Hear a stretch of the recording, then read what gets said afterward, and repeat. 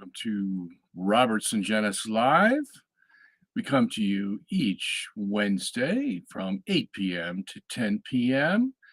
This program is set aside for you to answer your questions. You can give your comments on any topic whatsoever, and my role as host of this program, I will endeavor to answer your questions to the best of my ability using our Catholic faith, the scripture, the tradition, the fathers, the medievals, the popes, the councils, the saints, the doctors, the catechisms, and just about anything I can find to help you walk away satisfied that your question has indeed been answered.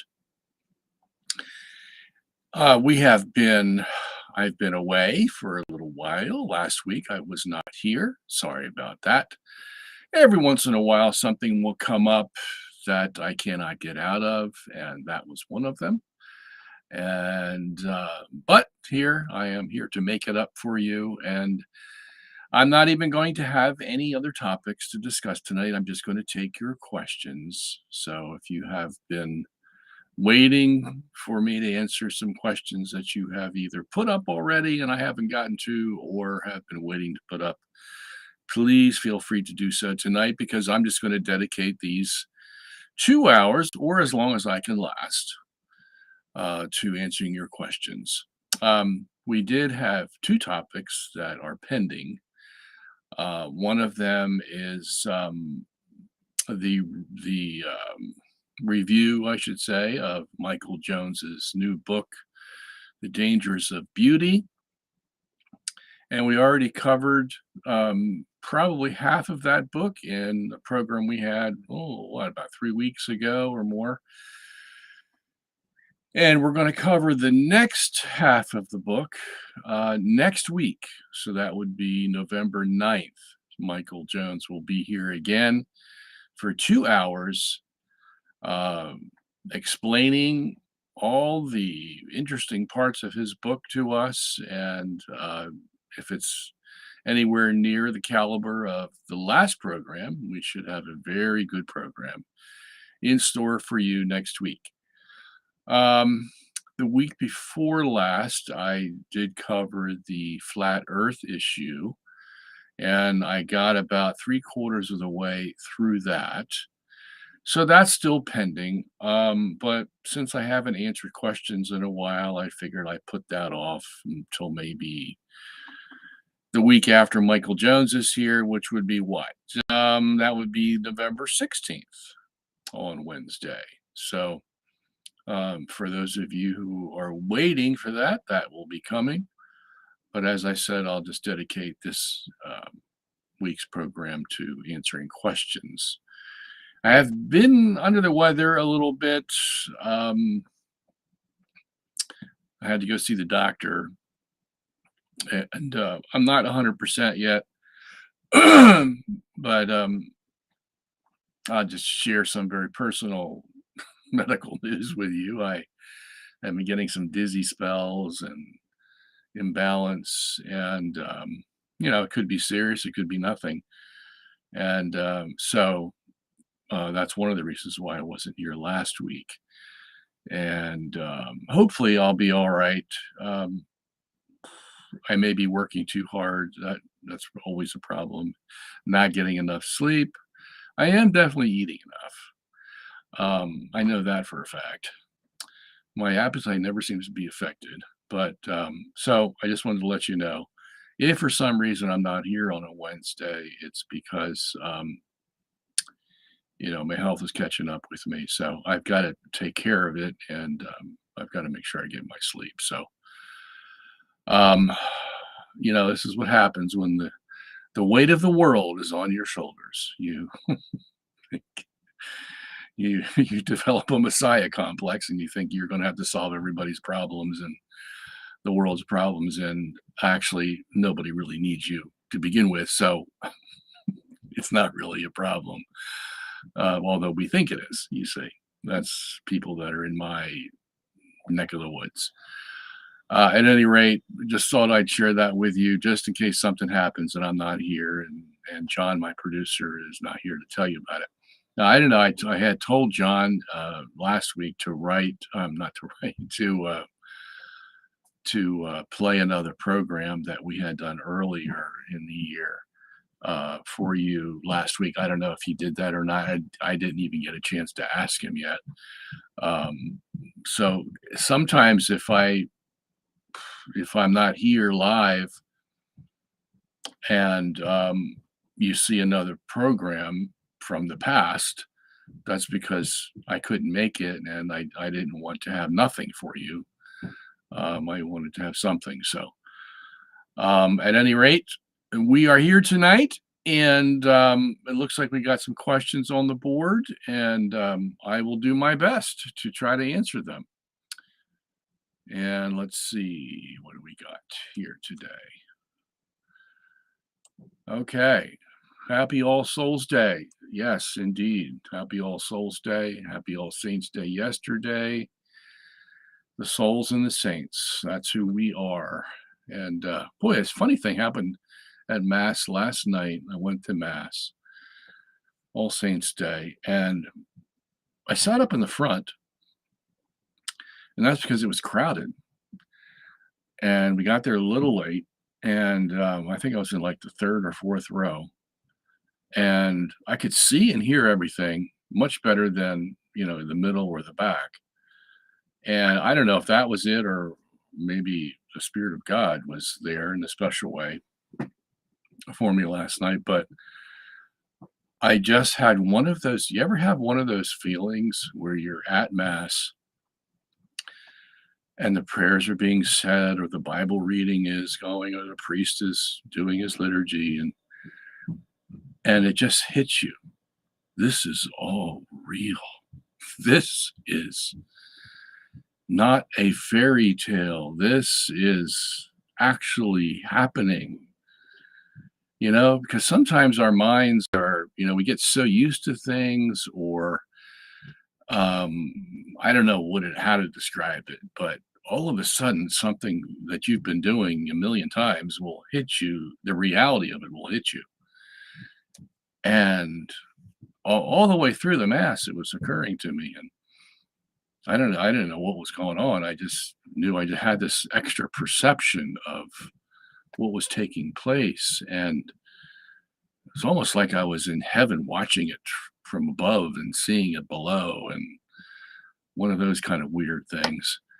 And I remember right at the end, we started to pray the St. Michael prayer. And I said, "What are we doing? I said that to myself. What are we doing?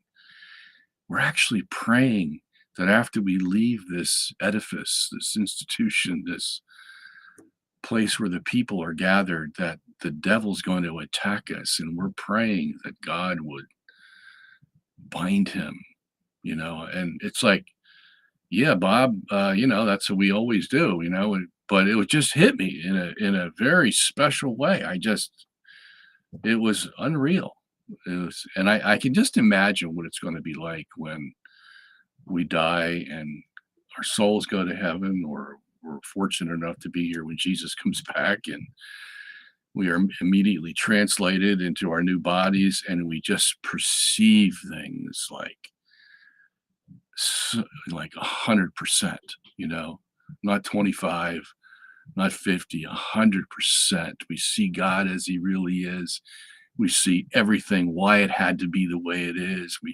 We just perceive things in a just totally total way. I don't know how else to describe it. I had some of that feeling last night in Mass, and I don't know why. It was the All Saints Day, but just happened to be. And man, um, I just wanted to share that with you because um, and then I began to feel sorry for all the people that don't have this, that don't want to come to Mass, that God's not part of their life, that they just go through it day after day doing the same thing and never stopping to ask the question, what am I doing? You know? Why do I get up in the morning? Why am I sitting here eating my breakfast? Why am I going to work? Why are these people here called my family? I mean, what's it all about? The people just don't ask those questions. They just go through the routines to survive. That's all they do. They just survive. But they don't stop to ask the questions, the important questions, all their lives. Or people that are just not interested. They just don't want to have the life that we've got. And they don't want to be holy. They don't want to live a life free of sin. They don't want to bow to God. They just don't want it. I just began to feel so sorry for them. And I don't know why that hit me last night, but maybe because it was All Saints Day. And these are the people that went through the tragedies of life to maintain their holiness. And now they find themselves in heaven in total bliss, total glory, forever and ever.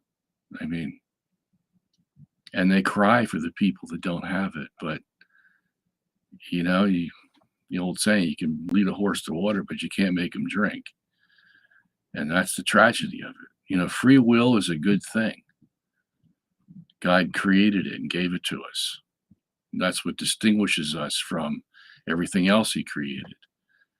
But there's a tragedy about free will, too. When somebody doesn't use their free will to do the right thing, which is most of the world. Most of the world. And it started with our first parents. They had a free will, which gave them dignity, metaphysical dignity. Without free will, they would have been nothing. They would have been animals. Okay, but they use it the wrong way, and we've been suffering ever since. And so anyway, I just wanted to share that with you. It just hit me like a ton of bricks last night, and it's good to be a Christian. That's all I got to say. All right. Question: why is Isaac called the only begotten son when Ishmael was also Abraham's son? Well, he's not called the only begotten son. Okay, that's a special monogenes in the Greek. There is he is called the well, I guess that like term could be applied to him, but it's I just want to make sure that we also know that only begotten is monogenes in the Greek is applied to Jesus, like for example in John 1:18. It's used there of him, and Colossians and other places like that. I think there's one place where Isaac is called only begotten, but um, I mean, I probably should look this up before I start speaking, but um, the terms in the Greek are multifaceted. So, like when it says firstborn son, okay, um, that can refer to an actual firstborn son. Okay, so like he's the first son born in a family, okay, as opposed to being the second or third, okay. But that term in the Greek can also refer to special son, okay, unique son, especially in the Hebrew culture, okay, where everything was based on the inheritance and all that was based on the firstborn son. Okay, so normally that would apply to someone who is numerically first, but in Hebrew or Greek, it could apply to a special or unique son.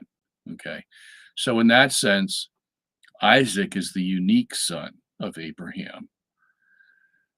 He's not the firstborn in the sense of numerical firstborn, but he's the unique son in the sense of, or firstborn in the sense of being the unique son of Abraham. Okay, so it can go either way in both languages. So that's why he would be called, you know, firstborn. And I think that's what I wanted to say first. That um, monogenes in the Greek is not used of Isaac. It's the firstborn that's used of him. And so if he's not numerically first, then what else can it apply to? Well, that's because the Greek word can apply to two different things. Okay, quality or quantity, basically, is how you would say it. Okay, all right. Sam says, "Hello, Robert. Have they left low Earth orbit yet? If not, how can we have landed on the moon?" Yeah, there's a big question about that, Sam. Someday we're going to get the final answer to it, but it's like anything else. It's worthy to be on the discussion table. Okay, sometimes when you bring these questions up, you get into little cliques and people start fighting and take it personal, and all that's going to happen. There's nothing we can do about it, but this is a question that deserves to be on the intellectual discussion table between rational human beings that look at all the facts and um, determine what the truth is. Okay. Now, look, we've lived long enough. We've lived through the 20th century. Now we're in the 21st.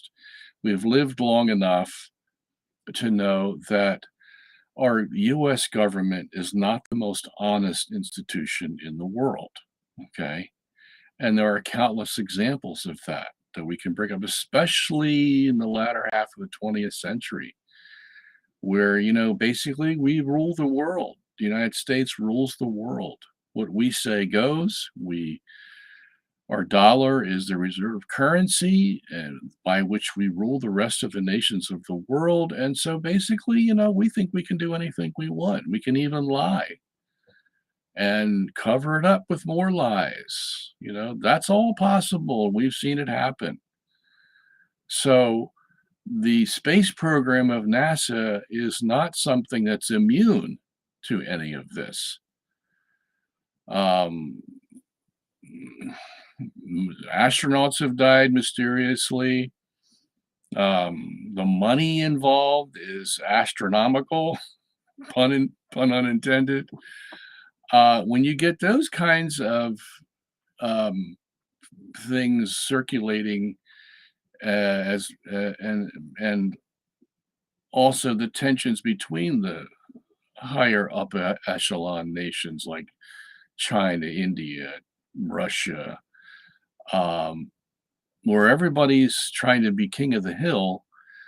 um, yeah, there's going to be a lot of shenanigans going on, and enough that we can take that same suspicion and place it on the space program and ask that unaskable question. Did we really go to the moon? And you're going to get people on both sides who are passionate about this, passionate, and that's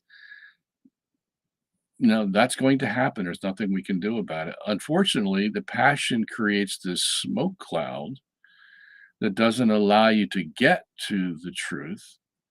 Or if you do get to it, it's clouded by smoke. And until that smoke settles or blows away, we're not going to know. Okay. But I would say this, it's worthy to be on the discussion table. And there are very few things that should not be allowed on the discussion table. And as soon as somebody tells you that, oh, we can't talk about that, that's, sacrosanct. We can't even ask the question. As soon as you hear that from somebody, then you need to do some investigation. Okay. So they actually give it away that there is something suspicious to be worried about when they tell you that they don't want any discussion to take place, okay? Or that everybody on the other side is either stupid, an imbecile, ignorant, doesn't know science, all this kind of stuff, okay? So, that's as far as we can take it right now. I'm not gonna get into any details.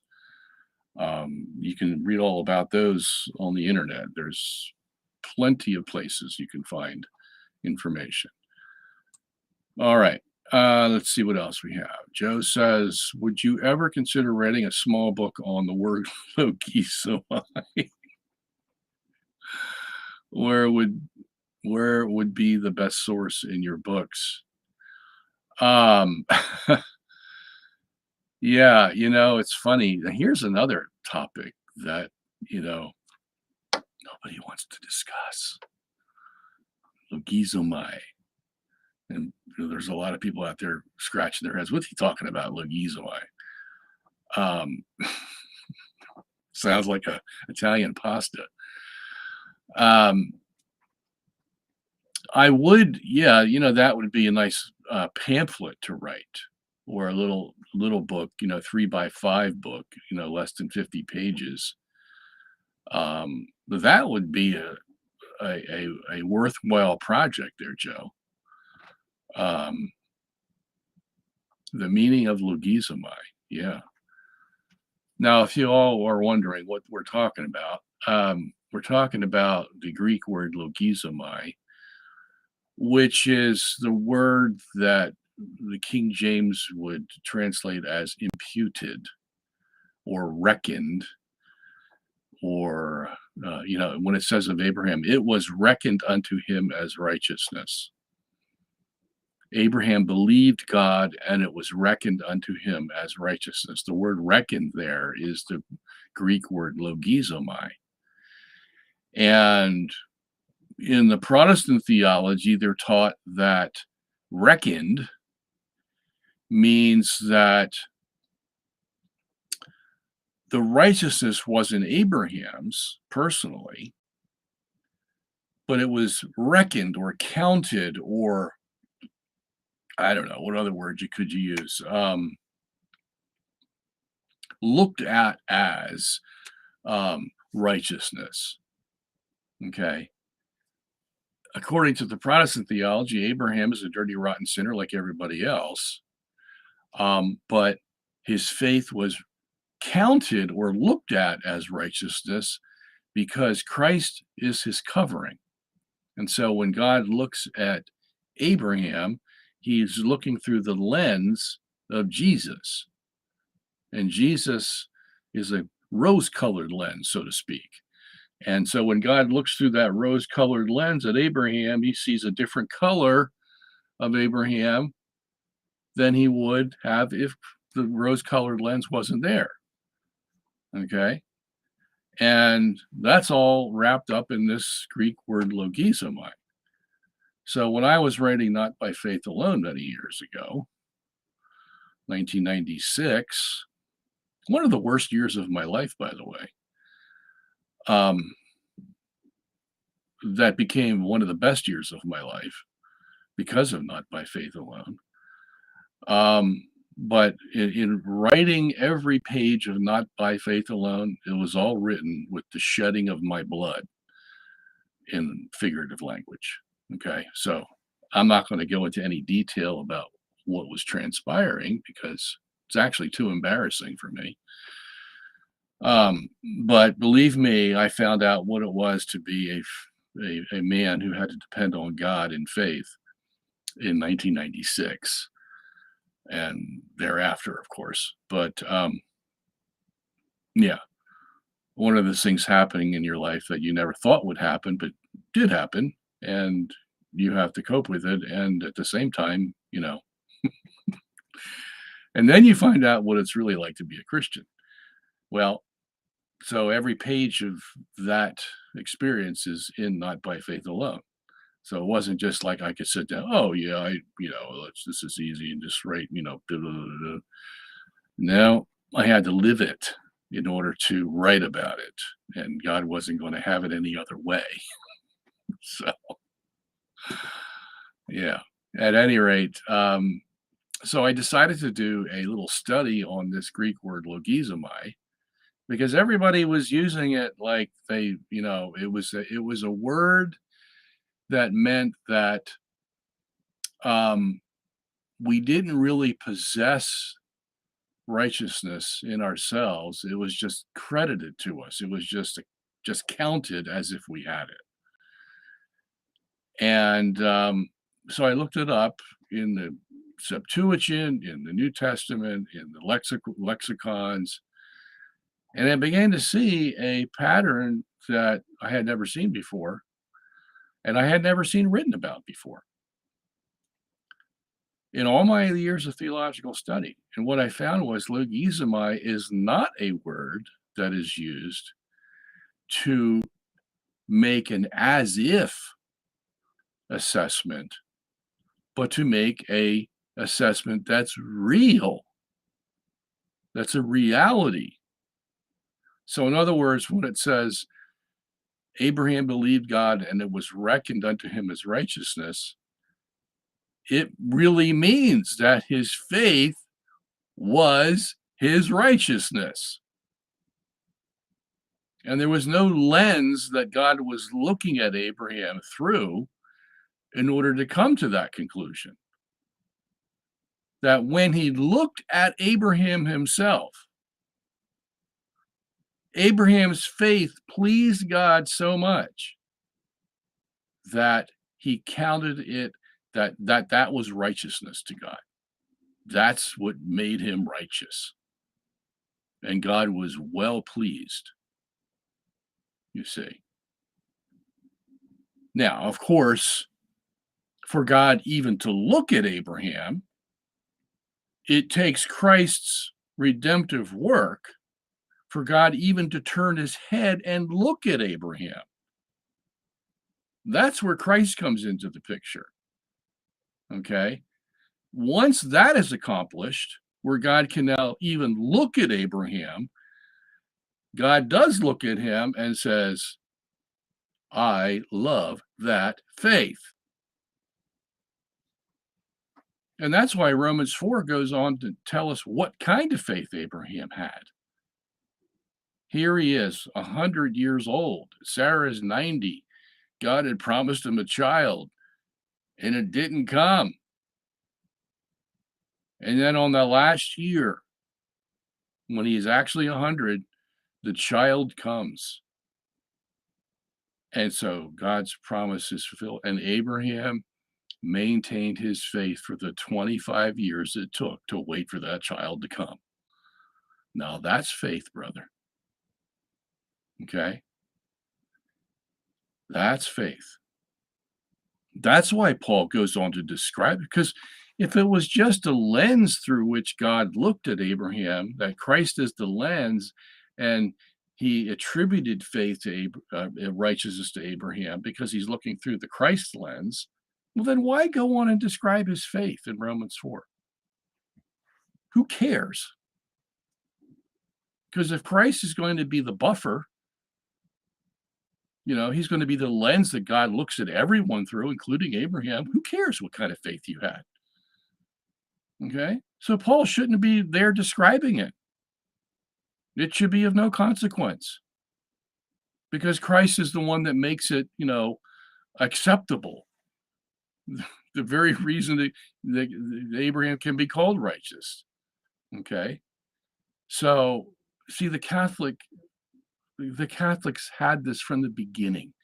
They understood it from the beginning. Abraham's faith was real, and the righteousness God saw in him because of that was real. It's not credited to him. It's real. Okay.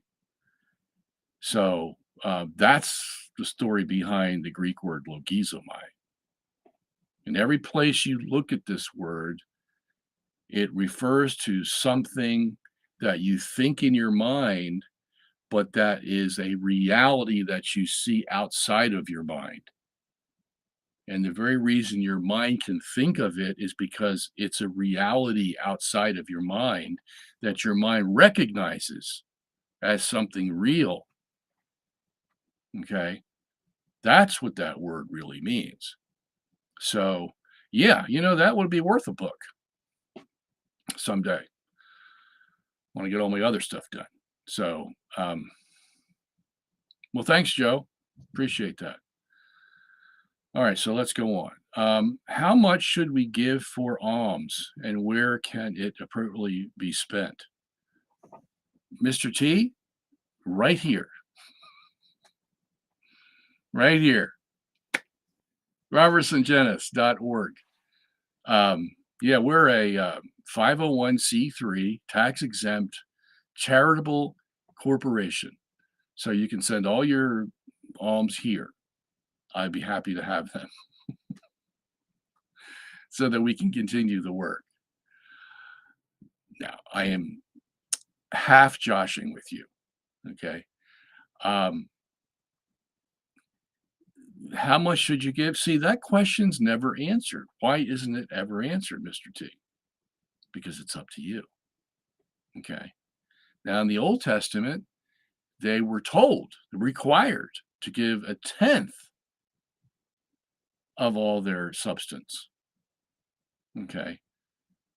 Now, people would quibble about whether, is it the profit that I give you 10% of, or is it the whole, you know, kit and caboodle of my organization? All, that we call quibble about that kind of stuff.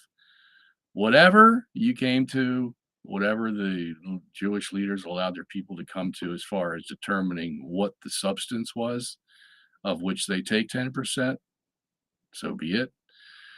The fact is, they were required to give 10%. Okay. Now, that is not true in the New Testament. Why is that? Because we don't go by Old Testament law. Okay.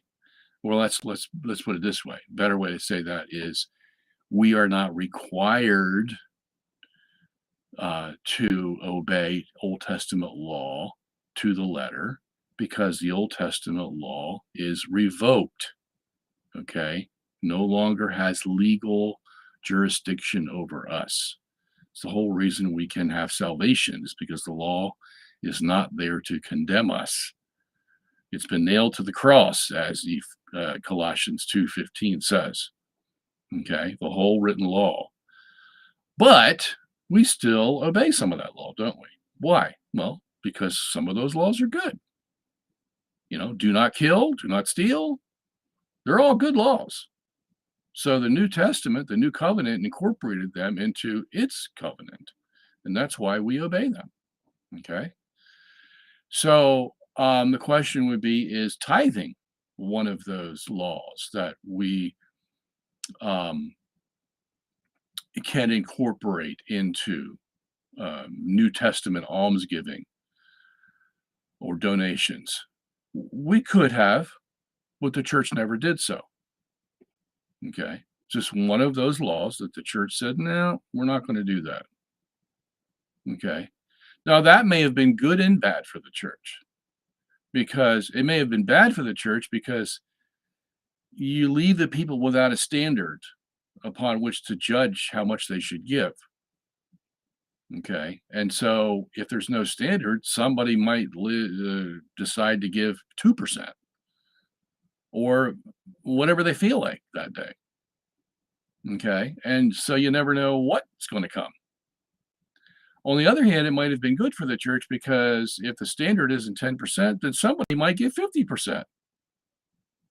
Okay. But if he had a law that said give 10%, then he might not give 50, he'll just give 10%. Okay. So somewhere back then, the church in her wisdom figured out, okay, we're not going to take the tithing law that was in the Old Testament. We're just going to ask the people to give from their hearts. And so when you read in the New Testament, and about a fifth of the New Testament is about giving, especially Second Corinthians, what do you find? You find exactly what I just said, where Paul is pleading with them, give from your hearts, give because, not I like to see this standard met in the giving. And if you don't reach 15% or 20%, I'm going to be unhappy. Never you see that from St. Paul. Each church you went to, it was give as much as you can, and whatever you give will be shaken down, pressed together, and God will bless you in return. Okay? That's all he says. And that's the way it should be. Why? Well, because the new covenant is a covenant of freedom. You're free as a Christian. Free. Okay? And whereas we were talking about free will before and how we've abused our free will, well, did God take away the free will? No. We still have the free will. As a matter of fact, we have more freedom now to express with our free will than they ever had in the Old Testament. Okay, they had all these laws they had to go by, and then the Jews added even more laws, 613 of them. And they were very meticulous about keeping all those laws. But we don't find those in the New Testament, do we? No. The church created laws for the church when they were needed. When they had a problem, they go, oh, we got a problem here. We didn't think about this. And so now we're going to have to make up a law to take care of this eventuality if it occurs in the future. That's what the church found herself doing. Okay. And she had a few, you can read Denzer, Sources of Catholic Dogma, and see all those different laws the church had to come up with for marriage and divorce and all kinds of things, came up in the process of living your Christian faith. But by and large, the church was, and as St. Paul preached, it was a church of freedom. I mean, he even said, look, I know the church has decided against circumcision in Acts chapter 15, because there was a big discussion about whether the Gentiles should be circumcised or not when they came into the church. And of course, you got split right down the middle. And St. Peter fixed that and said, no, we're not going to have circumcision. Look, it was a burden for them. Why do we want to take it on? Okay. So right away, you see the freedom that the church is trying to engender. This is a organization, an organic organization that grows by the mere fact that it loves itself, that the members love one another. That's how it has to grow. And if it doesn't grow by that, then it's not worth anything. It's not better than any other thing that's in this earth, any other non-Christian institution, if it can't grow by its own love. And with love comes freedom. Okay? Freedom to live the way you want to live as long as you don't sin. And that's why Paul allowed himself to circumcise Timothy. He says, okay, on the one hand, the church said no circumcision. And then he circumcises Timothy before he goes and preaches to these Jews in a certain city. Why can he do that? Because he has freedom to do it. See, because the church wasn't saying you can't circumcise. It just said we're not going to require circumcision. So the church engendered that freedom, and St. Paul used it. Okay, yeah, well, we're not required to circumcise Timothy, but I'm going to do it anyway. Why? Because of the Jews that are in the city. Because for them to listen to Timothy, they're going to want to see him circumcised. Okay, says Paul. Look, circumcision is nothing. Whether you're circumcised, it doesn't mean anything. Okay, so what's the big deal? We'll circumcise Timothy, and that'll be his ticket in to talk to the Jews. And that's exactly what happened. Okay. On the other hand, when Paul is confronted with Peter, And the Judaizers in Galatia, who were insisting that the Christians get circumcised, Paul said, "Over my dead body, will you ever require a Christian to be circumcised so that he can have the, quote unquote, full faith?" You see, that's where Paul drew the line, because that's not freedom. That's legality, you see. That's not Christianity. Christianity is not a bunch of laws. Oh, yeah, you can look at the laws like Jesus said, love God and love your neighbor. In those two commandments summed up the whole law. You do that, you're doing well. Okay. But notice what he did. Just summed them up and said, that's it. Okay. So yeah, look, there's not so much freedom where you can say, I'm not going to love God or love my neighbor. Okay. So Christianity knows what its boundaries are, but within those boundaries, you have all the freedom you want. Okay. You have all the freedom you want. And that's the way you live life, with freedom. But you use your freedom responsibly. Because once you know you've got the freedom, then what's going to be your desire? Your desire is going to be to use that freedom to the best of your ability to do what? Honor, love, respect God and your fellow man. What else is there? Okay. So within that freedom, you can think of a whole bunch of ways that you can love God and love your fellow man. And that's the beauty of Christianity. Okay. So I hope I answered your question there, Mr. T. Question: were the church fathers unanimous on apostolic succession? As far as I know, Scott, they were. I don't remember reading anybody who was against it.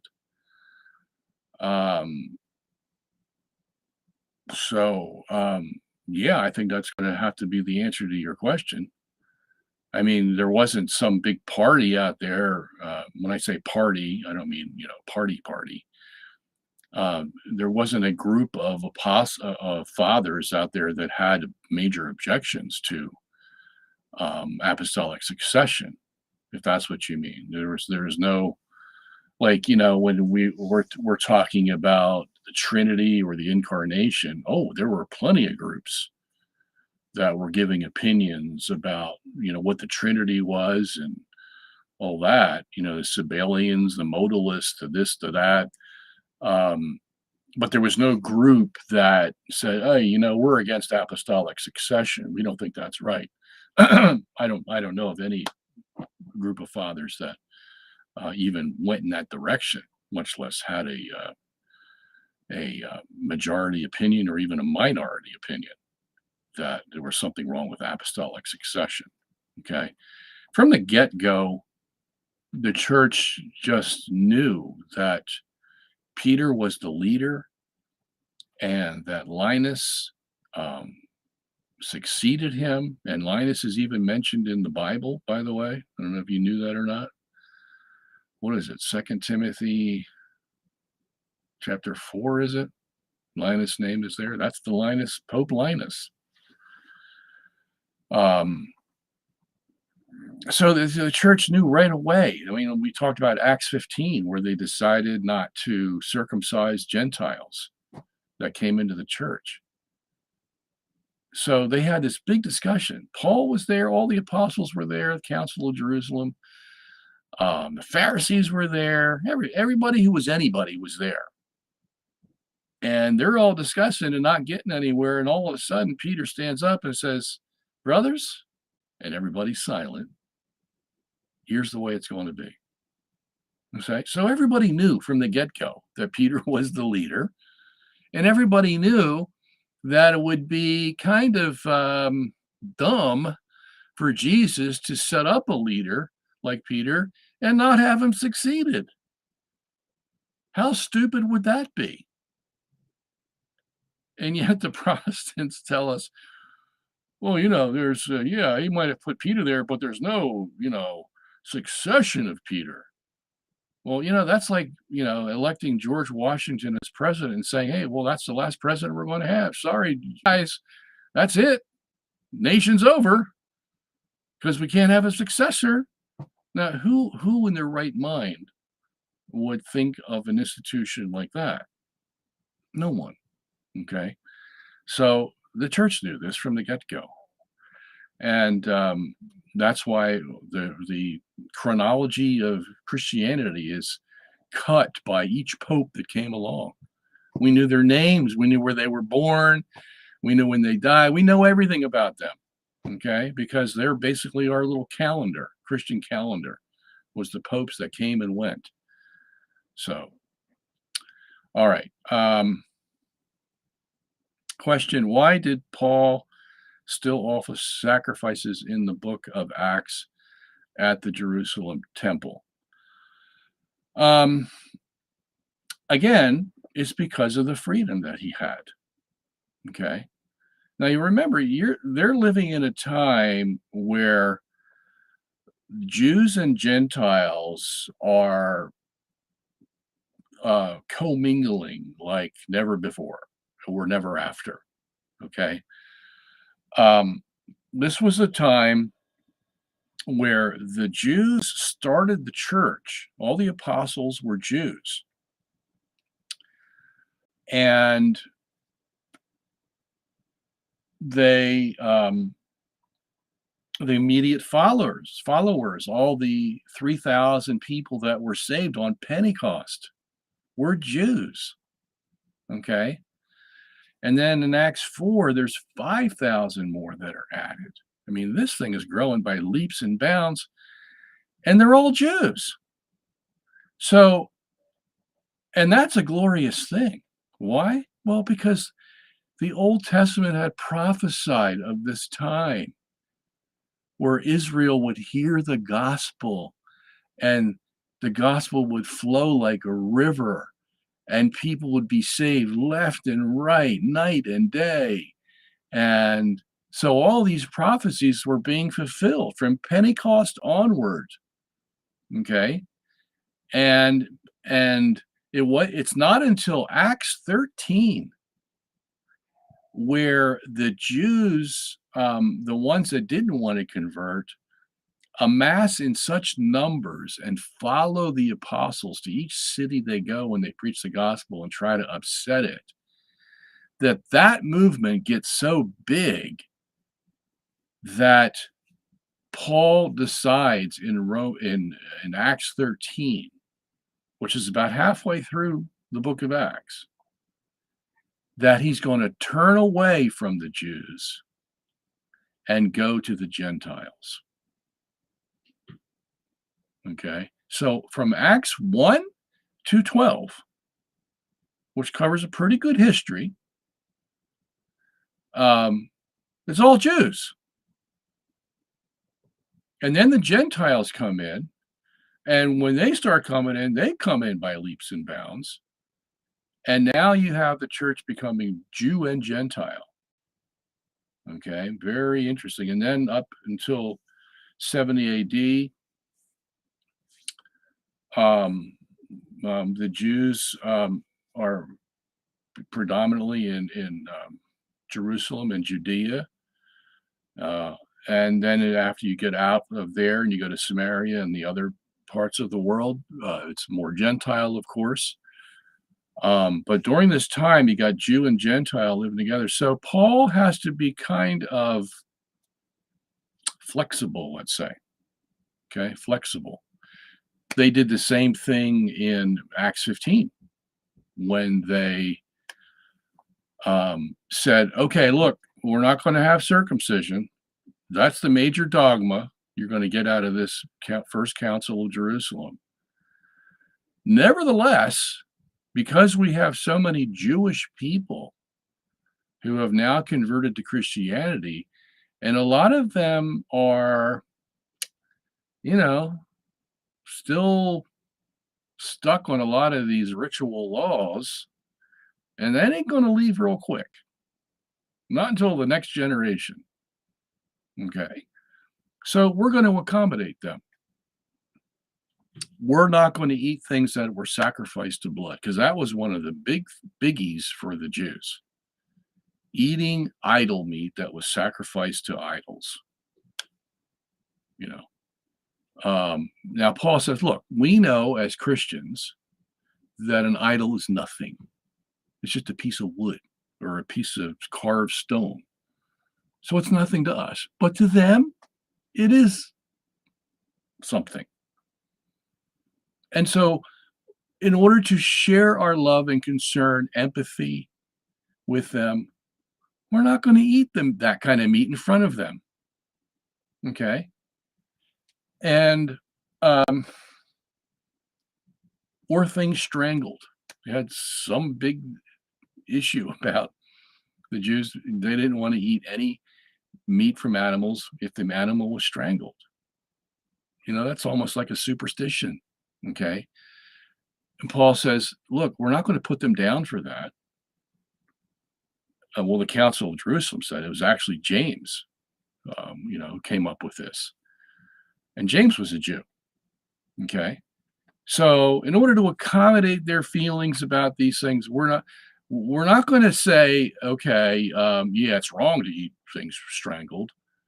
We're just going to say, hey, we're not going to do it in front of you. We know that for sure. Okay. Because that's just not proper. All right. So the church of that day was very flexible in allowing itself to accept customs that it probably wouldn't think of itself, but it accepted them because of the people behind them. See, that's the way Christianity should be. You do something because of the person behind it that you don't want to offend. That's what makes Christianity what it is. What other religion would even think of that, much less do it? Only Christianity would do that. All right, I won't eat meat from strangled animals because of you, because I love you. See, that's why they could never stop Christianity, because it was based on something that was otherworldly. You know, I'm not going to eat this meat because it may offend you. Yeah. You said that to anybody in Roman society at that time, believed in the Roman gods or whatever, they'd think you're crazy. Okay. But Christianity was a crazy religion, if you want to put it that way, because we do things that are not normal in a dog eat dog world. Okay. We actually look out for one another. Wow. So that's why Paul could do some of the sacrifices. Okay. It wasn't because he wanted to bring back Judaism. He made that crystal clear to us. Okay. In the book of Hebrews and Galatians and Colossians, he made that crystal clear. We ain't bringing back Judaism.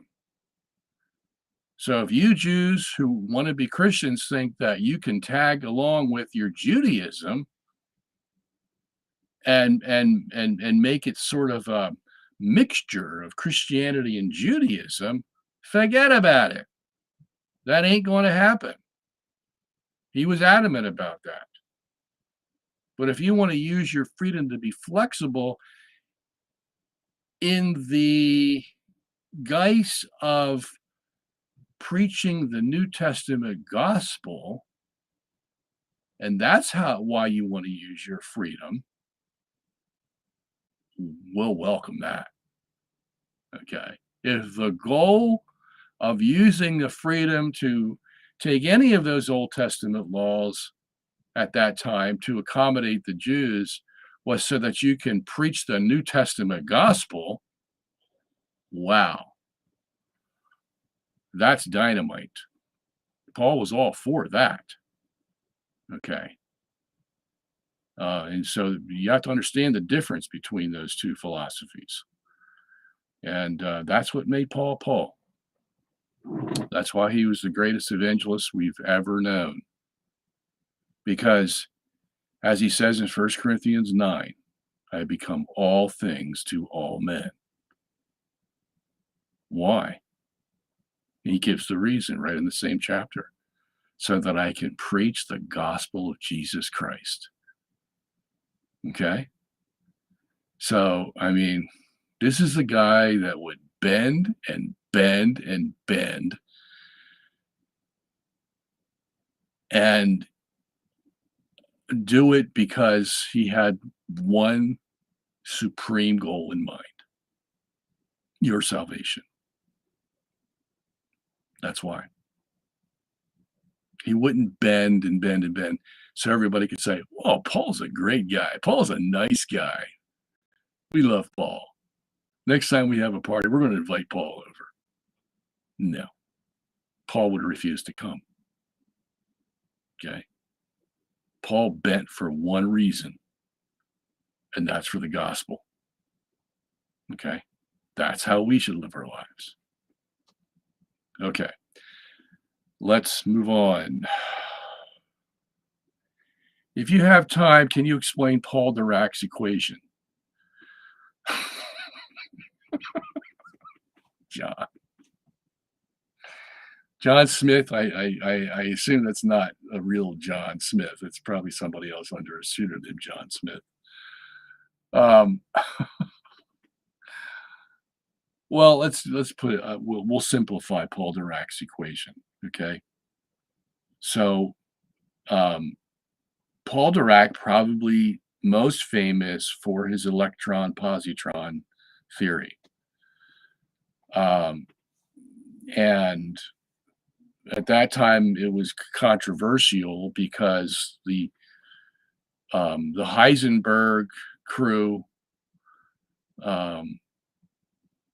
physics was split right down the middle at that point in time, because the Heisenberg, and we know him from the Heisenberg uncertainty principle, Heisenberg didn't want to believe in any kind of ether.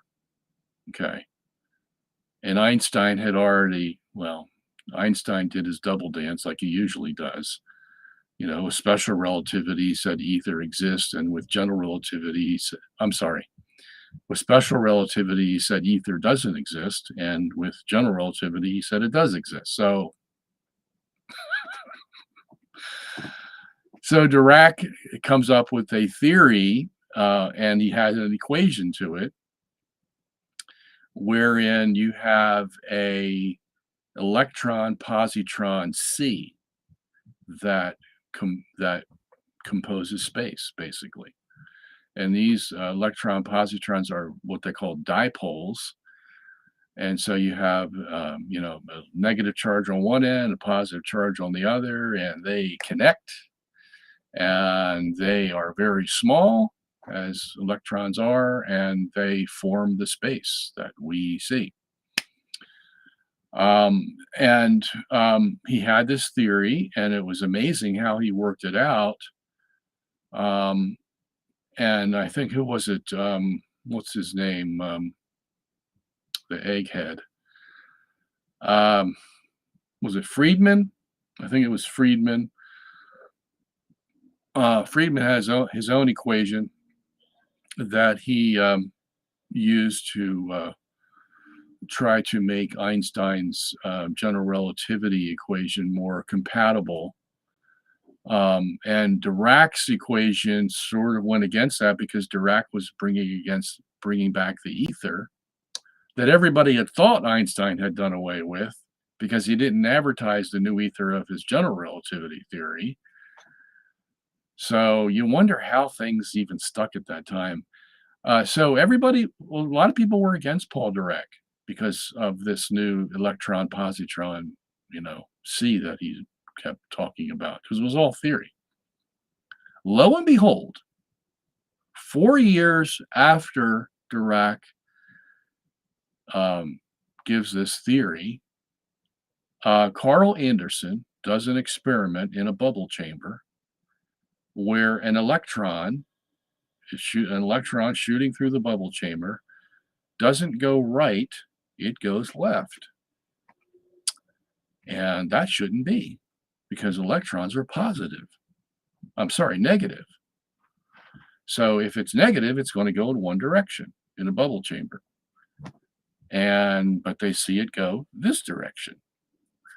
Well, that means it has to be positively charged. Okay, so there you have it.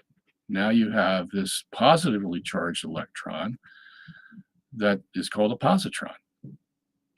And they exist. They exist. We have verified that a million times over. So Paul Dirac's theory was verified, at least in part, by the fact that we discovered the positron in 1932, 4 years after Paul Dirac had theorized it. So theoretical physics does have its place. Not very often, but it does predict certain things that should happen, and there was one of them. So we can't go into his exact equation right now because nobody would understand it, and I probably don't either. But that's how it all came to be. So, and that's good because there was this whole other contingent of physics that was saying, no, there is no ether, and Einstein was on that side, and how he got there, I don't know, from his general relativity. It's all a puzzle.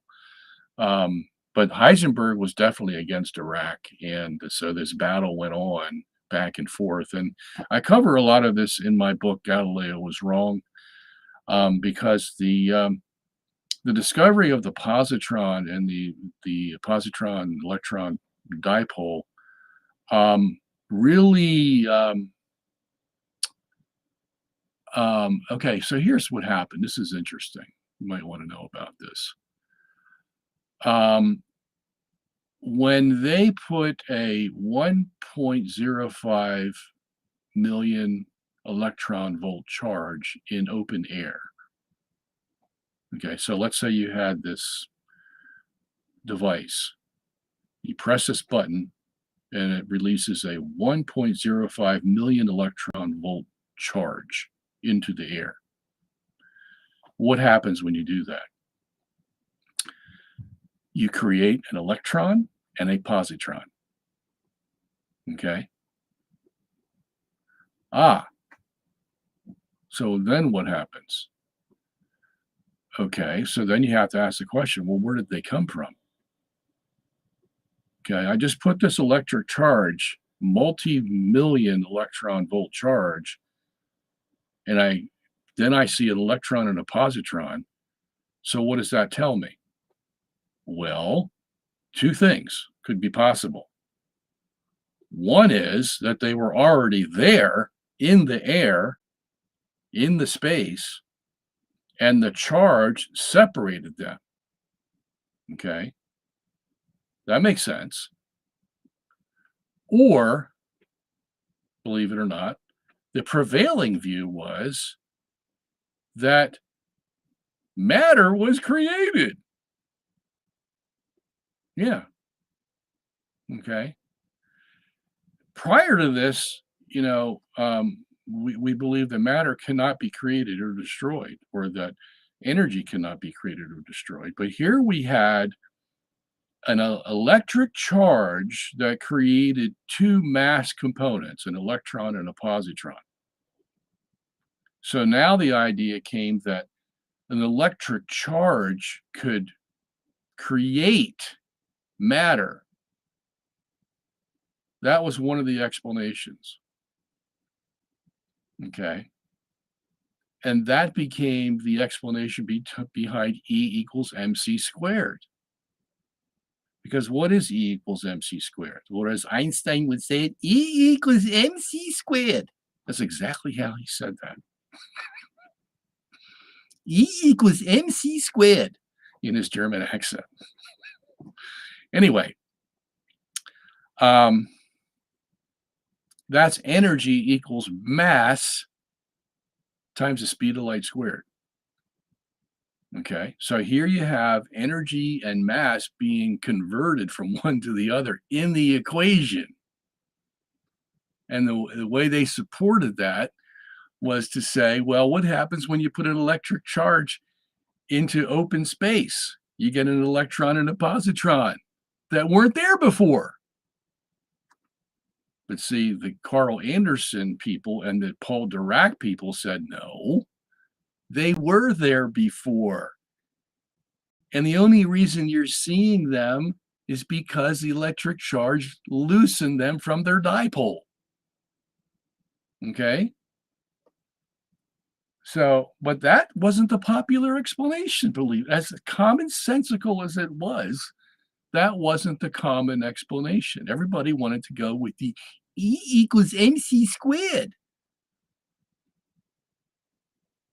That's science. All right, so much for Paul Dirac. Question, how did Adam name so many animals and determine they were unsatisfactory in day one? Well, where are you getting this idea that they were unsatisfactory from, Shane? He named the animals, and we're going to cover this in our movie, by the way, because apparently this is a big question. You know,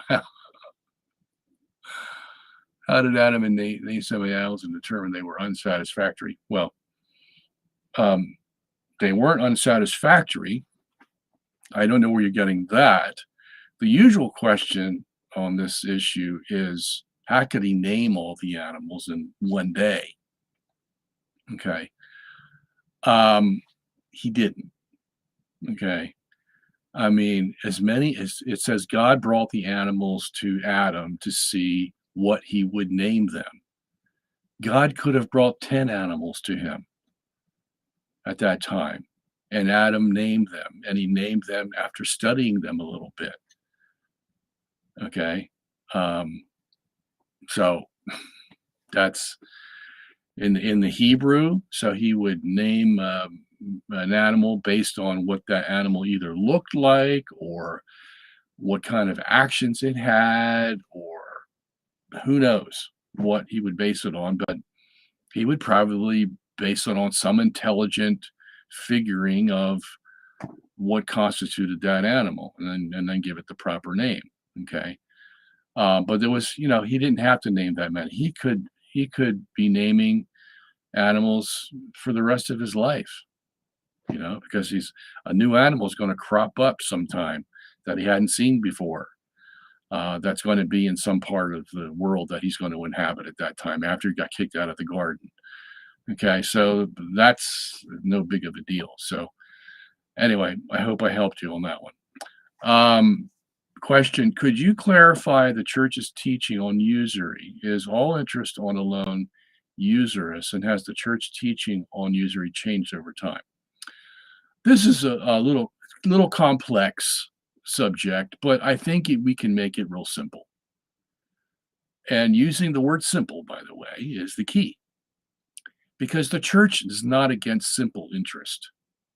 All right, because look, if you lend money to someone,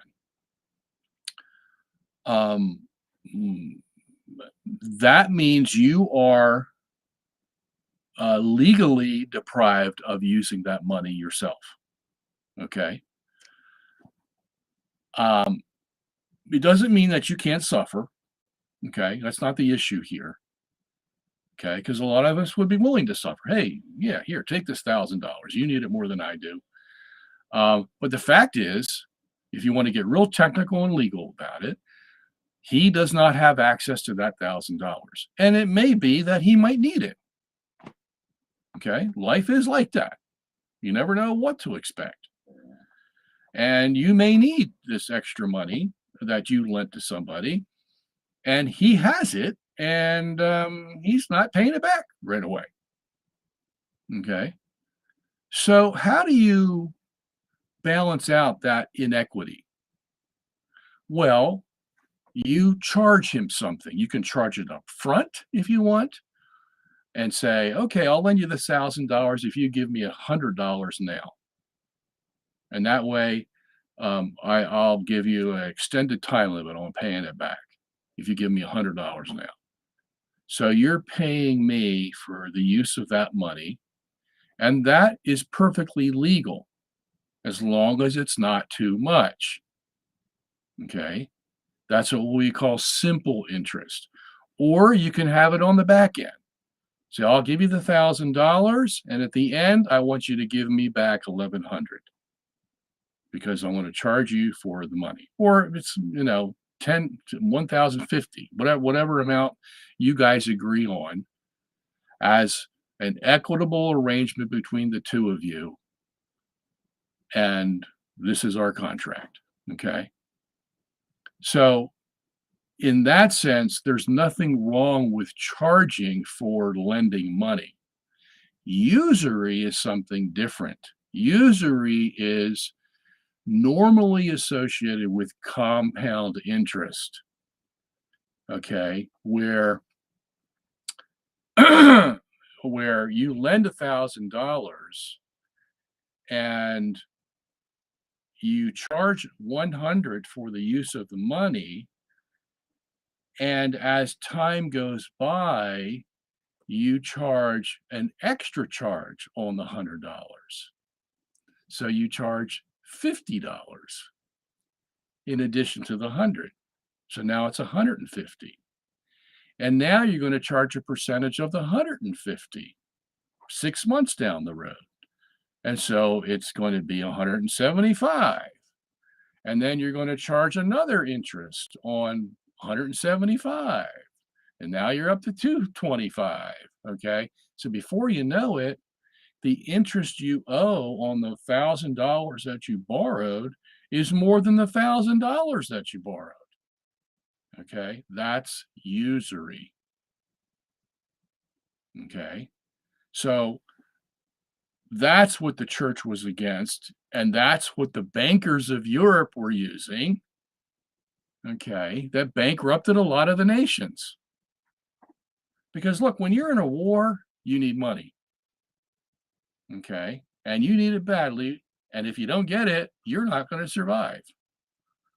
And so the president or the king or whoever goes to the bank, and the bank says, yeah, we'll lend you some money. How about 25% compound interest? Sure, I'll take it. Why? Because he has no choice. He either takes that money and fights his war and hopes he wins, or he doesn't survive because he doesn't have the money. The bank is now taking advantage of his situation and being usurious, knowing that he's in a desperate situation and will take any deal he can get as long as he gets some money, because he's just thinking about the present now. That's all I can think about. I can't think about the future. As a matter of fact, thinking about the future, if I don't get my present stable, I won't have a future. Okay. So that's what that's all about. Okay. So when the church is condemning that usury, it's condemning what we understand as compound interest. Okay. This is what your credit cards are all about. Yeah. They're charging 19, 25, some 30% interest, compound interest. Okay. Oh, that's a big industry. That's why I never feel sorry for credit card companies. Because even though they get defrauded a lot by people, they are making up for that hand over fist. Don't let them kid you. Otherwise, they wouldn't be in the business. But this is legal usury. Okay, a credit card. Now, I'm not saying don't have a credit card. Okay, try to find one with a low interest rate. They're out there, and keep your balance paid every month so that you don't have to pay that interest. Okay, so, all right, next question.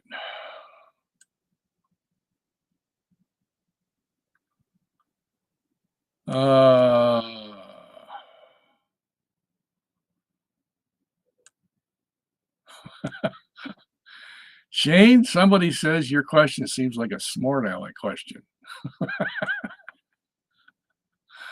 Well, Shane was, how did Adam name so many animals and determine they were unsatisfactory? I don't know. I never thought of it that way, Shane. So, All right. Question: what exactly is the new covenant, and does it have a future fulfillment? The new covenant is the covenant of Jesus Christ. It's new because it replaced the old covenant, the Mosaic covenant. Okay. Now, there's another covenant called the Abrahamic covenant. Okay, and there were two phases to that. There was the spiritual covenant of Abraham, and there was the physical covenant of Abraham. And both of them, by the way, were irrevocable. The spiritual covenant of Abraham was made starting in Genesis 12, verse 3, when God says, "You will be the father of many nations." And Paul picks up on that in Galatians chapter 3, verses 6 to 8. And he said, this means Abraham was called by God when he was a Gentile. Why? Because he wasn't circumcised yet.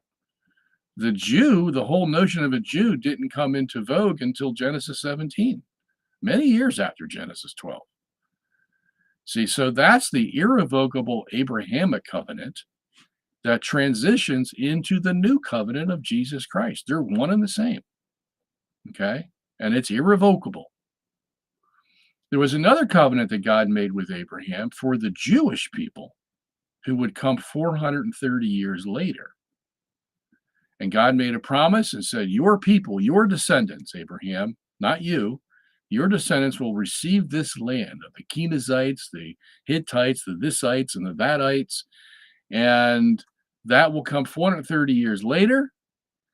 They won't even be a dream in your eyeball, as the expression goes, because they're going to come so far many years after you. But that's what I promise, that your people, I will make you a father of many nations, and your seed will be as the sand of the seashore, and they will inhabit the land of Canaan. And that can't happen yet because the iniquity of the Amorites and everybody else hasn't come to the full, and it won't come to the full until at least 430 years from now. But I promise you they will have this land. And lo and behold, what happened? The Israelites left Egypt. They went through Sinai, and Joshua led them into the land of Canaan. And Joshua 21 says, God fulfilled all the promises of land that he gave to Abraham in Genesis 15. That's it. It's over. And as a matter of fact, in Deuteronomy chapter 9, Moses reminded the Israelites and said, God made a promise to Abraham, and it's irrevocable for you to enter into this land, but you don't deserve it. You're not going in there because you deserve it, because you're a bunch of idol worshipers. And all of you are going to die in this desert because of that. And there's only two of you who came out of Egypt are actually going to go into Canaan, Joshua and Caleb, and everybody else that was under 20 years old, because they're not responsible. But you guys, yeah, you're a bunch of idol worshipers. You gave me trouble from the day you left Egypt, so you're not going into the land. But God promised an irrevocable promise to the Jews, and a couple of Jews inherited it, and God fulfilled his promise. You know what the moral of this story is? Don't mess with God, because he will catch up to you, and you will be sorry. Okay, and that's what happened to the Jews over and over and over again in the Old Testament. And so the new covenant replaces the Mosaic covenant that the Jews lived under, the very covenant that they received at Mount Sinai after they had worshiped the golden calf. And that covenant didn't work. And so God made a new covenant, the new covenant in Jesus Christ. And that's the one where he shed his blood on the cross to appease God's wrath for our sin, so that God would look at us once again and give us a chance to come back to him. But we would have to have faith in him. We would have to repent of our sins, and we would have to do works of obedience to show him that we loved him. And then he would accept us. So that's the new covenant. This is the new way. Okay, the old way didn't work. Now we have the new way, and this is the covenant that is eternal. Okay, because it's all based on what I described earlier. Christianity, it's love, it's freedom, everything that we idolize about being a Christian is going to be eternally practiced between those that are in the new heaven and the new earth, like you have never believed possible. It's all going to come to fruition. And what a glorious time that's going to be. That's the new covenant. So try to be a part of it as best you can, because it's the only chance we're going to get. This is it. No other chance after this. That's why we have a whole lifetime to make the right decision. All right.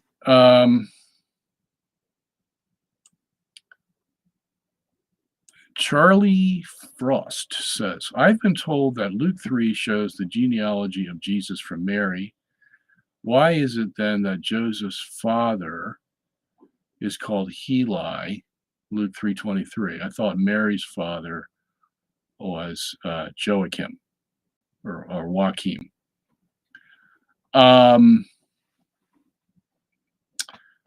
I used to know the answer to this, so I'm waiting for it to bubble up into my brain here. Yeah, it is correct. That's the Mary genealogy in Luke 3, and it's Joseph's genealogy in Matthew 1. Why is Joseph's father is called Heli? Let me take a look at that, because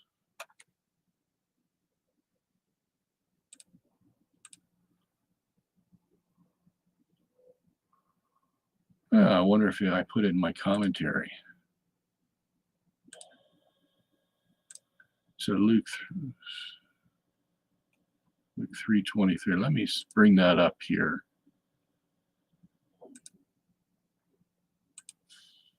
It'd be interesting to see if I covered that in my Luke commentary. Okay, what do we got here? Look. Just hang on here for a second.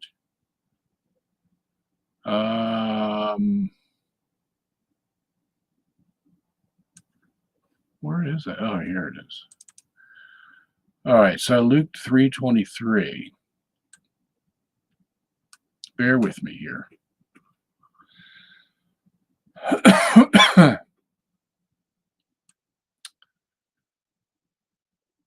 Luke 3:23. Where are we?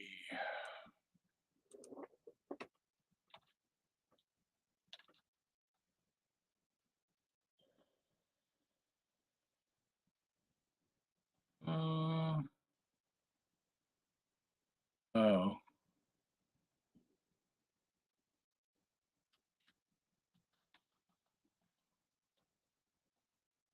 I have to make it easier to find stuff in this Bible.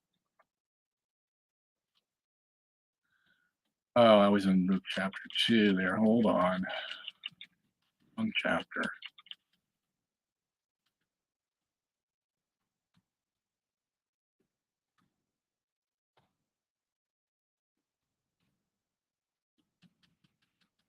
Hold on.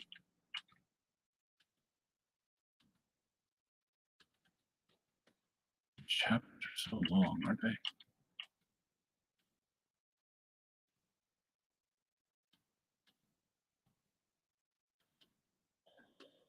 Where are we? Come on here. Okay.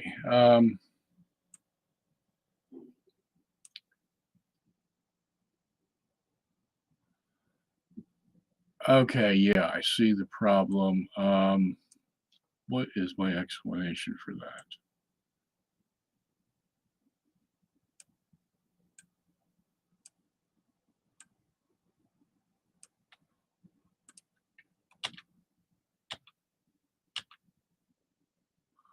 Oh my gosh, I have like 4 or 5 pages written on this.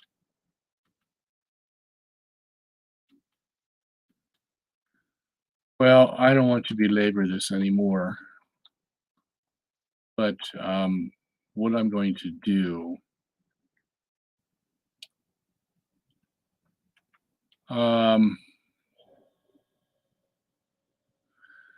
I think one thing here, if I remember correctly, is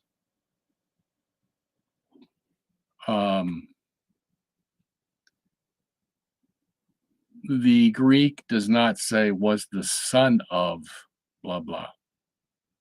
It says who was of Heli, Joseph, who was of Heli. Okay, so it doesn't mean that Heli was the father of Joseph.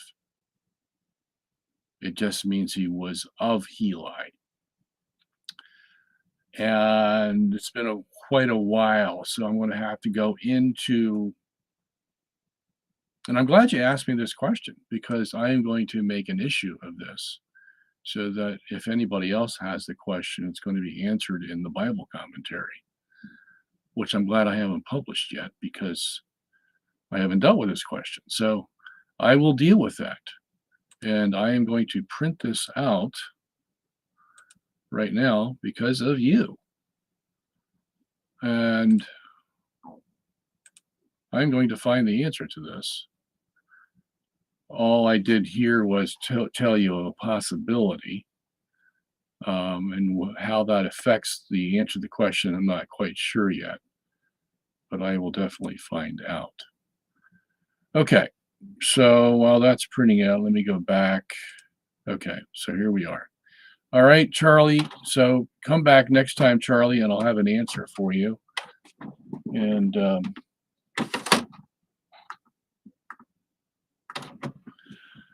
well, that's printing out. All right. Question: you dedicated your book on the history of art to the Trinity and how it resolves the philosophical dilemma between universals and particulars. Could you explain this? Well, that's a question I never got before, so let me see how I do with this one. Um, well, first of all, you have to know the metaphysical tension in philosophy and metaphysics between what we understand as universal concepts as opposed to particular things. And this is where Plato and Aristotle divide, okay? Because Plato is based more on universals and Aristotle's based more on particulars. So, how does that all come out in the wash? Well, let's say that you have, if I said tree, tree, TREE to you. I just said tree. I didn't say maple tree, chestnut tree, cherry tree. I just said tree. What would you think of? That's kind of hard, isn't it? Now, you might think of a drawing that someone might make of a tree where you just had this sort of general looking tree with a trunk and, you know, green leaves and branches and all that. Okay. Um, someone else may not have that concept. Someone else may be thinking of a palm tree. Okay. It doesn't look like a maple tree, but it's a tree. Okay. So what have we done? Well, we've created a dilemma because the only way you can think of a tree is by particularizing the tree. You have to think of either a maple tree, a chestnut tree, a palm tree, a, you know, whatever tree, and that's it's in your mind. That's the picture in your mind. Okay. And you can actually draw that picture on a piece of paper. But you have to draw a particular tree. You can't draw tree. So what is tree? Well, tree is a universal concept of tree. Okay. Um, so there you see the difference between universals and particulars, right? Okay. Particulars always come in quantity, numbers. That's why you have a cherry tree, chestnut tree, palm tree, you know, peach tree, you know, pear tree. um, oak tree, whatever, different quantities of the concept of tree. Okay. That's easy to understand, right? Okay. Well, we've just hit upon the dilemma of all philosophy and metaphysics, believe it or not, is this whole issue between universals and particulars. Okay. And um, you can take a particular thing. Let's say we have, the particulars of a tree are, chestnut tree, cherry tree, palm tree. Okay. Okay. So let's say we made the palm tree our subject. Well, okay. So now the palm tree becomes the universal. And what makes up a palm tree? Well, big, you know, leaves, um, and a very interesting bark that sort of it's like shingles and coconuts and big, tall, thin um, edifices. So there are particulars to a palm tree, aren't there? Okay. And we just named them all. So you can particularize any universal that you decide to make a universal. We just decided to make tree the universal, and then we had all kinds of particular trees, right? Well, you could take a particular tree and make it a universal, and then look at all the particulars inside that tree that make it that tree. Okay, and you can go ad infinitum, particularizing any universal that you've made prior. Okay, so you see the relationship between universal and particular. The particular depends on the universal, and the universal depends on the particular. Okay, so it's an interesting relationship that they have there. And you can do the reverse. You can take any particular and you can make it into a universal, like we did with, let's say we take coconuts, which is the particular of a palm tree, and we'll make that the universal. Coconuts are our universal. Okay, so let's look at the universal coconut. What's in a universal coconut?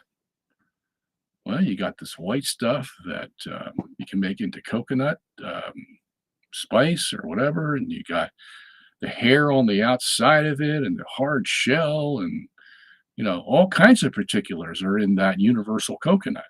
Okay, so you see how it goes back and forth, between universal and particular, and one is dependent on the other.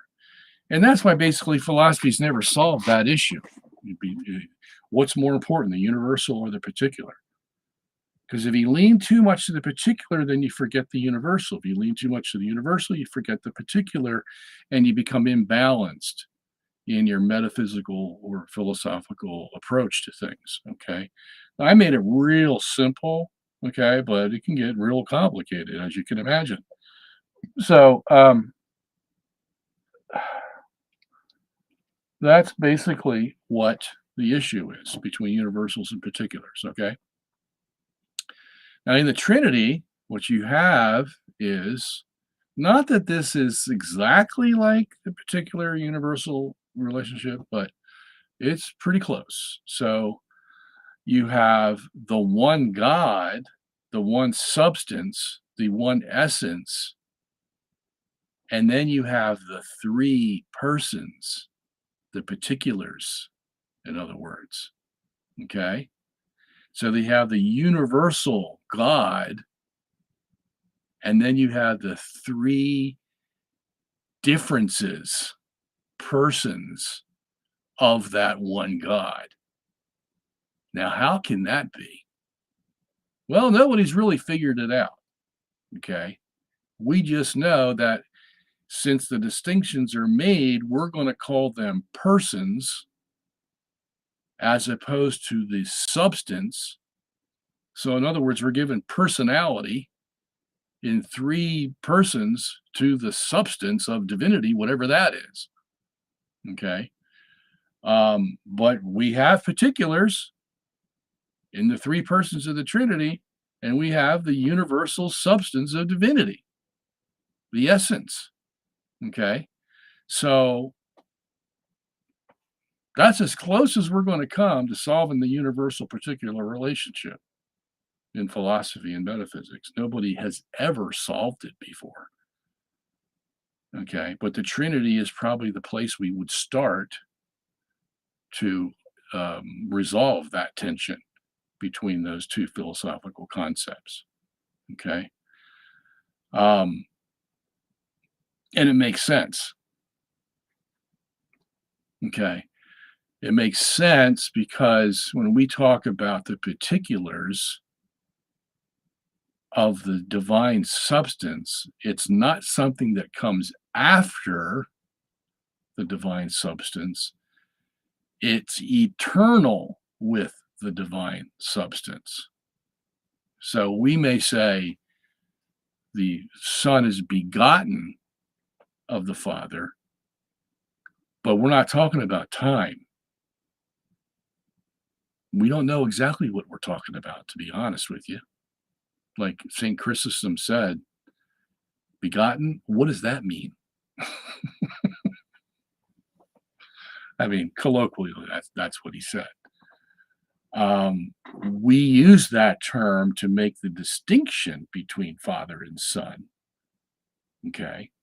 But in time, if you can even talk about time, when you're talking about eternity, there is no distinction in this in the sense of one came before the other. Okay. We don't think of it that way. Well, if we can't think of it that way, how are we going to think of it? How are we going to think of the distinction between father and son if they have the same substance?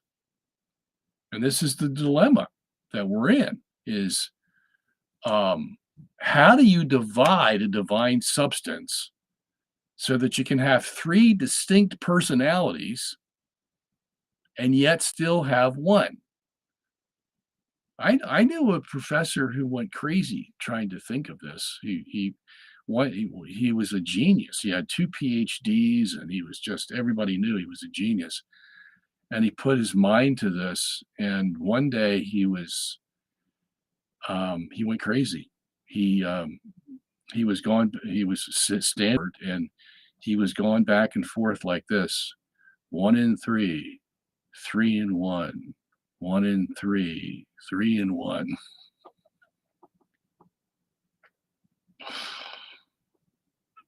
Because you're not dealing with an easy topic, that's for sure, and it drove this man crazy. But so I think you can appreciate this universal particular tension that we have in philosophy and metaphysics by understanding the tension that we have in the Trinity, understanding what the Trinity is. Because this is the perfect universal particular relationship without any flaws, any imperfections. It's perfect.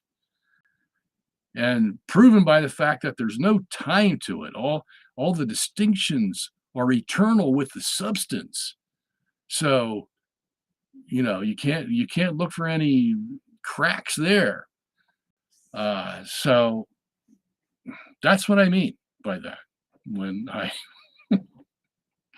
and the reason it's relevant to art is that your greatest painters, I'm talking about the Leonardo da Vinci's, the Michelangelos, the Peter Paul Rubens,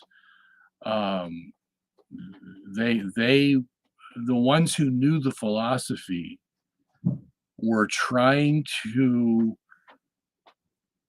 show the relationship between the universals and the particulars in their paintings, believe it or not. Leonardo da Vinci especially in his drawings. So that's where this whole thing comes into vogue. So I don't know if there's any more I should say about that. I think that'll help you. If not, yeah, you'll be as confused as I am. All right.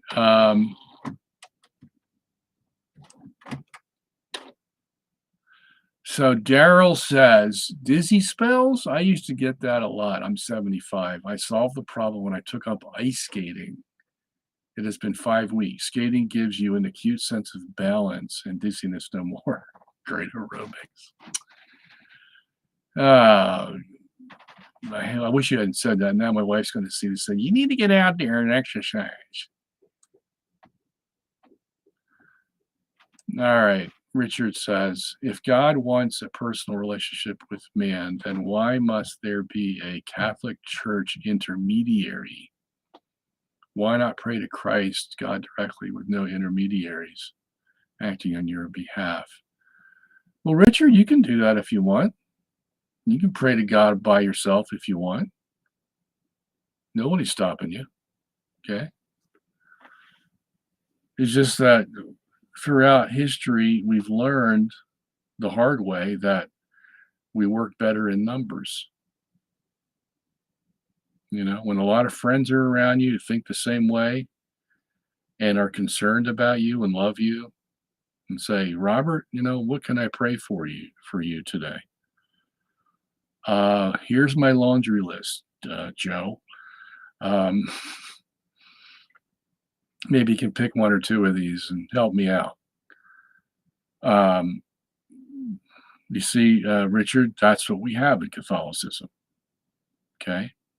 We can all, and we have plenty of alone time, don't we? All? Yeah, we have plenty of alone time. We can all pray to God by ourselves and get real close to Him as much as we can. But then there are times when we're together with our fellow Christians and, we all pray together or ask each one to pray for each other, and, back and forth. Okay. So, that's what James recommends in James chapter 5. Okay. Talk to each other about your faults and pray for each other, he says. And then he says, pray with each other. And it says, when you're at Mass together, pray together. Okay. So depends on where you are and who's around you. And then sometimes there may not be people around you. So you can pray by yourself. Okay. So don't think that just because, Catholics pray together that they don't have their alone times with prayer. You read about the lives of the saints, they'll tell you about all the alone times they had when there was no other people around. And they had this, one-on-one relationship with God. And that's how they knew, it buttressed their Catholic faith, knowing that they could speak to God individually. There's no competition here between praying individually and praying together. They both work together. And one works at one time and one works at the other. Okay? So I hope you can think about it that way. Okay. What do you think of dark matter? Well, it's a pretty dark subject because there ain't no dark matter. There ain't none. That's why they call it dark. Did you know that? Yeah. See, this is the problem with science today is they get stuck into a paradigm and they don't want to admit that they've been wrong about their theories. So you keep patching up the theory with new theories, and dark matter is one of those. Okay? Nobody has found dark matter, and they have been looking for it, and they've been spending billions of dollars to look for it, and nobody's found an ounce of it, and they won't. Okay? The problem came about when they didn't have enough energy to make their Big Bang universe work. So you have to create matter and energy that you don't have because they can only find 4% of it that they need to make it work. And so the other 96% is split up into dark matter and dark energy. Dark energy probably being two-thirds of it, dark matter being the other third. Okay, that's the problem, is the Big Bang Theory. The Big Bang Theory in concept, oh wow, it looks pretty, baby. You know, this tiny little seed that exploded and formed all these, galaxies and planets and even human bodies eventually over 13 billion years. Oh man, that's such a great little theory, isn't it? Just, just fits the day, but it doesn't work. That's the problem. And dark matter is proof of that it doesn't work. So, you ask me what I think of dark matter, it's really dark because it ain't there. Okay. It's all a product of one theory that's wrong that they have to patch up with another theory that's wrong. Okay. So that's it. All right. Revelation 12 indicates that Satan and the third of the angels were cast out of heaven around the time of Jesus' birth. Is that when it happened? Well, not around the birth, but around verses 10, 11, and 12 of Revelation 12, where it has, and there was war in heaven, Michael and his angels against the dragon and his angels. Okay. That occurred during the cross. Christ was on the cross. Okay. And the result of that war, I'm sorry. Let me go back into the beginning of the chapter. A third of the angels, okay, that's talking about before the birth of Christ, okay? Because the birth of Christ comes in verse 6. That's the birth of the man child. After that is the war between Michael and his angels and the dragon and his angels. Prior to that is when the third of the angels fall from heaven. No, that is not during Jesus's birth. Okay. That occurred, we believe, at the beginning with Adam. Okay. A third of the angels decided to go with the devil into deceiving the human race, and they fell at that time, leaving two-thirds of the angels that were good. And it is this reason that the man child has to come, Christ in verse 6. And he is going to secure the doom of these one-third angels that fell from heaven in the beginning. And this is why the dragon wants to kill the man child by sending whatever he can do to consume him as soon as he's born. So yeah. So forget about what I said about Michael. That occurs at the cross. The first one in Revelation 12 occurs in the decision of the devil to deceive Adam and Eve. Okay, and he took a third of the angels with him. All right.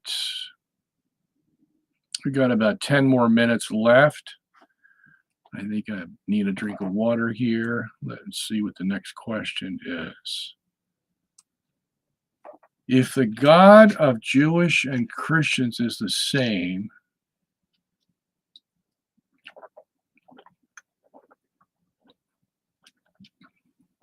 are Jews punished because they didn't understand the Trinity, or having crucified, I guess you mean Christ? Are JWs and Mormons the same, have made the same mistake as the Jews? No, the Jews were punished because of their sins.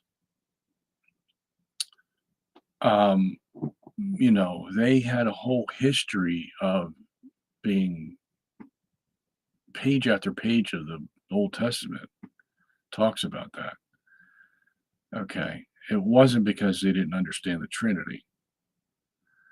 The Trinity wasn't even revealed, well, at least to a degree that we could see it clearly and know that it was the truth and the essence of God until the New Testament. It was in bits and pieces in the Old Testament, but nobody ever put it together. There were probably some that, had an inkling, yeah, there's more to this God than just, you know, Yahweh Elohim, in the sense that we're talking about more like his spirit. We already see his spirit in Exodus 33, Exodus 13, where it says a spirit of God filled so and so. We see the great prophet talked about in Deuteronomy 18, which is a prophecy of Christ. So, there's hints there. Okay. We see in Isaiah 53, Emmanuel, and then we see that fulfilled in Matthew 2 with Jesus Christ. So, again, there are hints there, but it wasn't clear. Then that was made clear in the New Testament. And, it took the church 4 centuries to figure it out. So even though the information was there in the New Testament, nobody really knew how to put it together. And there were a lot of Christians falling by the wayside, right and left, because you were either too much on the particular side or too much on the universal side. And it was somewhere in the middle where the truth was on that. And so it was even a hard concept to understand for those who had the information. Okay. So, no, God's not going to judge our salvation on whether we understand the Trinity or not. Okay. We just believe what the church says, and that's about it. That's why the church is so important. So, Christianity is not an individual thing. Because if it was left for you to decide, you'd get all confused and you wouldn't know what the truth was unless the church told you, no, you can't say that about the Trinity. You can't say this. You can't say that. Okay. Because if you do, you'll be in heresy. That's what the church is for. Okay. And it took them a long time to figure it out. And she was guided by the Holy Spirit when she made her final decrees on that. So, yeah, it wasn't because now crucifying Jesus, yes, that's probably more so. Okay. Because they were all one voice. The Pharisees, the high priests, were all saying, crucify him, crucify him. They got the whole crowd to turn against him. And so they were all one voice. And, Peter, when he came to them on Pentecost in Acts chapter 2, he said, you and your fathers crucified Jesus on the cross. You did it. Okay. You, no excuses. Yeah, the Romans were there, but we're not talking about the Romans. They have their part in it. You have your part, and you're the guys who instigated it. He told them quite plainly in Acts chapter 2, St. Peter did. And then Paul in 1 Thessalonians chapter 2, verse 14 says it was the Jews who crucified Christ. Makes it quite clear. Okay. So, yeah, that would be one of the major sins that at least the first century Jews were responsible for. Okay. As far as Mormons and JWs, yeah, they don't believe that Jesus was God. So they fall into the same trap as the Jews do, at least in that category. Okay. All right. So, how sure are you that God exists at a scale of 1 to 10? Well, that would have to be a 10. Absolutely. Okay. Because if I said 9, well, then why not say 8 or 7, 6, 5? They're all the same. If you have 9, that means you have doubt. If you have doubt, it could be a 7 doubt, 6 doubt, a 5 doubt, a 4 doubt. So you can't have, there is no doubt. It's a 10. Okay. Because look, you see me talking to you tonight on this camera? That doesn't happen by chance. Okay. These brain cells in my brain working and talking like, just smooth and understandable, coherent, and all that. That doesn't happen by chance. So I know somebody greater than me must be behind it to put it together. Okay. I know that. So there's no way anybody can convince me that I can be talking to you right now and you listening to me and understanding me by time and chance. It ain't going to happen. And the only other answer is that somebody created it that way. It's very simple. Okay. That's why it's a 10. All right. Okay. So we are going to cut it off tonight because I got a headache. Bad headache. I know I got a couple minutes here, but I can't answer any more questions. I'm sorry. My head's throbbing. All right. So look, we're going to be here together next week, November 9th. Michael Jones will be back with us, and he will give us the review of his book, The Dangers of Beauty. And if you haven't seen the first one, you can go back on YouTube. I think you can find the program. And he'll be here for the whole 2 hours. Okay.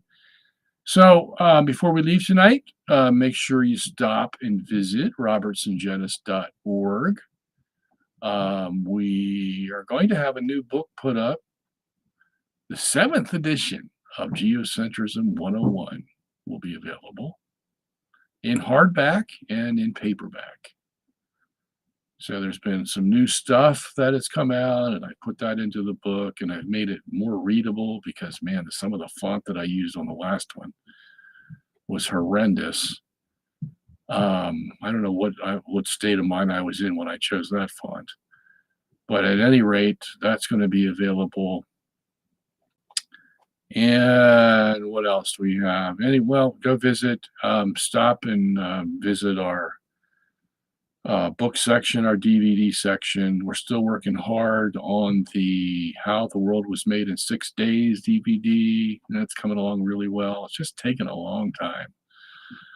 But yeah, that's coming along. And anyway, if you can, please give us a little donation so we can keep on doing this work for you. And know that every gift you give is going to help someone else hear this gospel of salvation, and you may meet them in heaven someday. So think about it that way. Everything you do is for preaching the gospel to save souls, and that's what we do here, as you have witnessed week after week listening to this program. All right, with that, I'm going to say goodbye. May God bless you, keep you, and love God and love your fellow man, and keep away from sin. Those are my words for you tonight. God bless you.